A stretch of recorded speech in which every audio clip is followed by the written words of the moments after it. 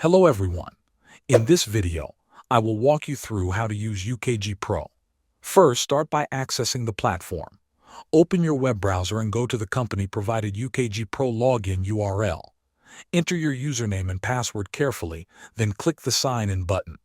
Once you are logged in, you will land on the home page.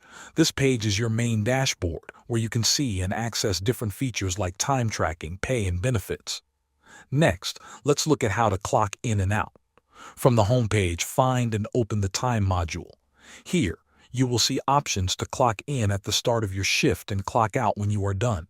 Simply click the correct button, and the system will record your time. You can also review your timesheets in this section to make sure your hours are correct. Now let's move to payroll and pay information. Go back to the home page and open the pay section.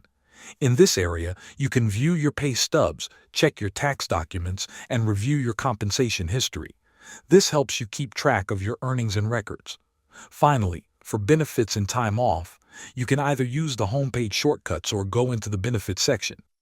Here, you can request time off, check your available balance, and view your benefits details.